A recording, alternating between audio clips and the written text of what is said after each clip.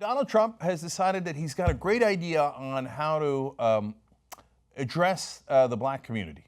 Now, he's been doing a lot of reach out, right? So he's gone to a lot of black churches, a lot of whom support him, and he says he's going to help African Americans.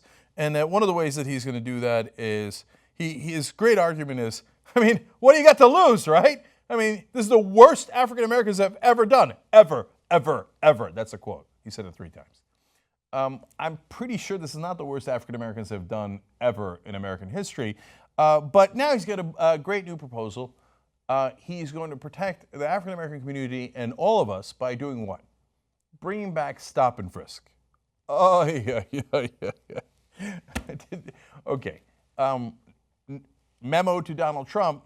African American community not that happy with stop and frisk for some of the numbers I'm going to show you at the end here. So first, let's check out what the Donald had to say here. He said, I would do stop and frisk. I think you have to. We did it in New York. It worked incredibly well. And you have to be proactive and, you really help people sort of change their mind automatically. Yeah, that's how it works. When blacks and Latinos are constantly harangued by the cops, you know what they do? They change their mind automatically. They're like, oh, you'd like to harass me on my way to work even though I've done nothing wrong. Well, I changed my mind. Changed your mind to what? You were going to work anyway. So, as I'll show you at the numbers at the end. But in his mind, he's like, hey, man, stop and frisk in New York. It protected rich, powerful white men like me who are already in charge.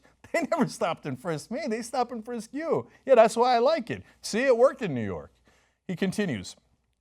You understand, you have to have, in my opinion, I see what's going on here. I see what's going on in Chicago. I think stop and frisk in New York City was so incredible the way it worked.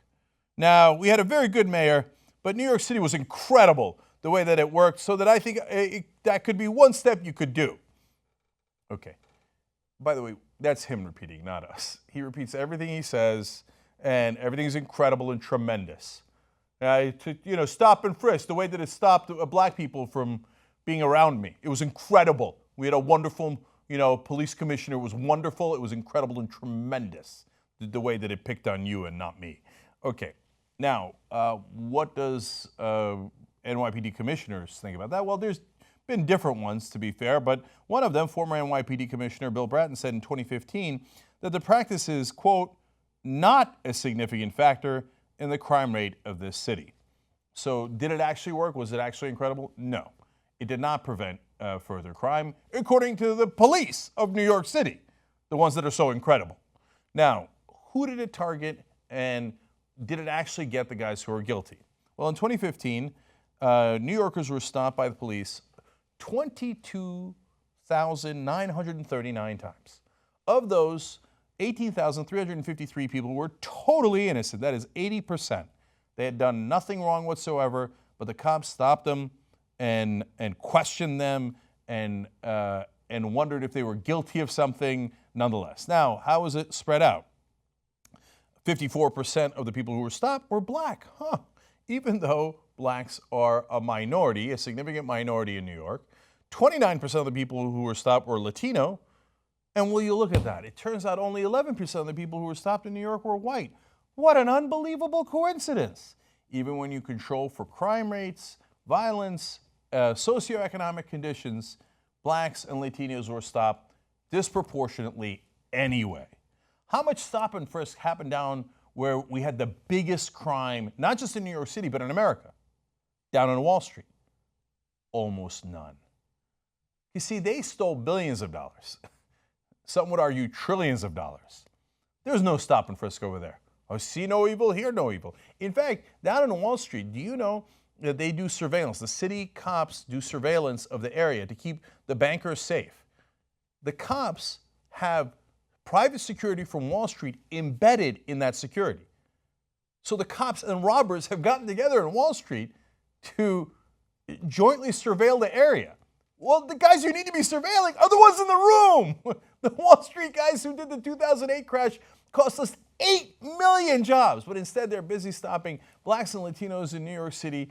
The overwhelming majority of them are innocent. And if you think, well, okay, look, they got 20%, you go anywhere in the country You stop people indiscriminately. You're not going to find something wrong on 20% of those people, a joint, maybe a knife they shouldn't be carrying, a gun that they're not perfectly licensed for, don't have on them right now. In America, you're not going to find that. You are going to find it. It's just a matter of who you want to find it on. So did stop and frisk work? If you're a minority in this country, hell no, it didn't work.